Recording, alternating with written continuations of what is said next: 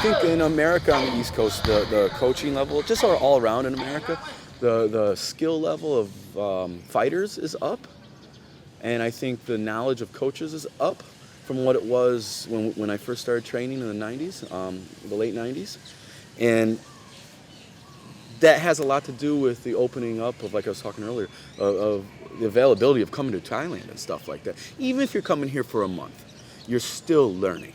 You know, you're still going to learn. If you really put your nose to it and you go to the 2 sessions a day, you do the morning, you know, and you just, instead of coming over and like, I know what I'm doing, if you just come over with an open mind, and maybe not everything the Thais are doing is, you know, up to speed, like up to date, I mean, but it is Muay Thai, and they have been doing it for a long fucking time. And so if you come over here with just keep an open mind and learn, you can kind of blend. Maybe you got your own style going, but you can blend, and you can say, okay, well, I don't like to do it that way, but that's a cool little detail that I can incorporate. And so I think a lot of people are doing stuff like that. And so it's bringing up the coaching level, which in turn brings up the skill level of the fighters. Now, that being said, it also brings certain things down, because now you have the guy who came to Thailand for 1 month, who, you know, went to a tourist camp, and thinks he knows what real Muay Thai is now, or fought in, you know, a taxi driver and won, and now he fought in Thailand, which back in the day, fighting in Thailand was a very scary thing, and it was an honor, right, to be able to do that. Now it's like, after you have 2 or 3 fights, you go fight in Thailand. I have known people that have had their first fight in Thailand, you know what I mean? So I'm not sure if that's a good thing. But I feel like the judging and the refereeing, for the most part, in America, especially the East Coast again, is very poor right now. A lot of it's run by waist and above PKA1 guys or PKA guys, you know, that, you know, a little bit older, and instead of furthering their knowledge, like, you're here, you're furthering your knowledge, you know. And so I'm an old PKA guy. Yeah, I know you are. I know you are. But you're not sticking to that, and I know because I'm a PKA guy. You know, you take what you know in the PKA stuff, like your spinning heel kick is fucking wicked. But you know there's a time and place for it, you know what I mean? And you're not hammering home, that's what you do, you know? So a lot of these guys that are judging and refereeing are not Muay Thai people. They don't know Muay Thai. They were karate guys, taekwondo guys. Even worse, the sanctioning body's buddy, who doesn't know anything, who took a 2-hour course, and now he's somehow qualified to judge a Muay Thai fight. And so what that does is that brings the level of Muay Thai down now. Because as a fighter and as a coach, and I'm teaching my guys to do Muay Thai, and they're you know, cutting angles, moving backwards, they get hit with a hand and then they rock a kick back to the body, or they're in the clinch and they're hitting damaging knees that are lifting their opponent off the ground, but their opponent's hitting, you know, 10 little smacky knees, they're doing nothing, and you're hitting 2 lifting knees. They're judging it for the other guy now. You can literally win fights now with just boxing. You don't need to kick in New York and in various other places on the East Coast. You know, you can just punch, and that's winning fights. And it's not going towards what Muay Thai is. And so these judges they're not knowledgeable in the art of Muay Thai, and they're judging fights. And I think it's wrong, because, you know, I've dedicated my entire adult life since I was 18 years old to doing Muay Thai and to learning Muay Thai. And I'm being judged by someone that took a 2-hour course. And there's no way you can understand Muay Thai and learn Muay Thai in your 2 or 3 hour course, whatever it is. You know, and I don't expect the judges to be perfect, because even in Thailand, they're not perfect. I mean, you're people. But you should have a better knowledge. You should have a better base. I feel like if you're going to be a judge, you should have some training. It'd be awesome if you could even have a fight. You know, I don't know if that's a realistic thing, but you should be actively involved in the sport of Muay Thai on a daily, a consistent basis, not just for the couple hours once a month that you're judging.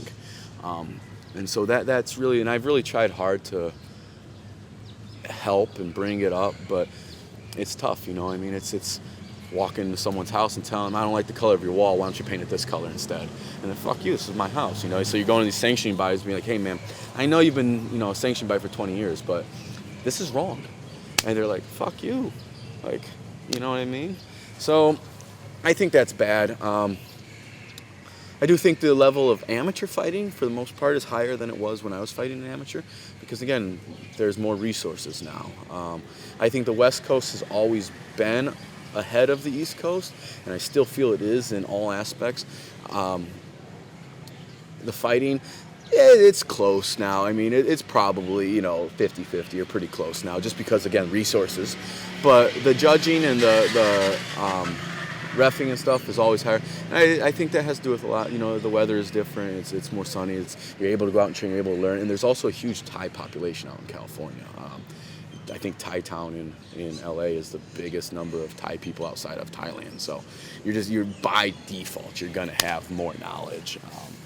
There's a lot of Thai guys out there. Almost all the Thai guys in America that were big names came through California at one point and stuff. So it's putting a stamp on it a little bit more. But yeah, man, I think part of the what's been lost though is the cultural side, the knowledge of history of Muay Thai, the like I was talking before, why you do certain moves and stuff.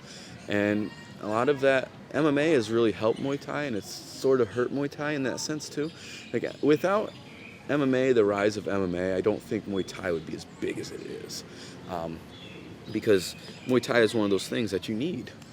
But the MMA guys are not, from the ones I've seen at least, are not as interested in going to the temple and the cultural aspect of it, and and they do beat, like, you'll see MMA guys fighting Muay Thai guys, and they win, and sometimes it's not as simple as they're better than them. It's just that the rule set that America has doesn't allow the Muay Thai guy to do Muay Thai.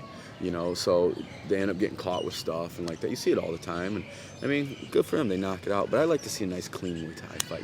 There's nothing more beautiful than watching two really, really high-level Thai guys play the game, right? And that's one of the things, like, as I'm getting a little bit older now, I'm starting to understand a lot more. It's not a fight. For you and me as Westerners, it's a fight. We're out there to fight.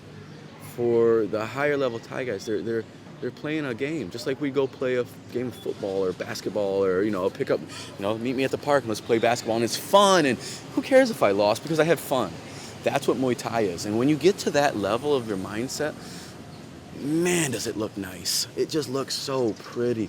The techniques you see the counters, you see the offense, and you see the counter, and you see all the little, it's just such beautiful things. And I don't think that a lot of people, Western people, ever can get to that level, because by the time our minds get to that level, our bodies are breaking down a lot of times.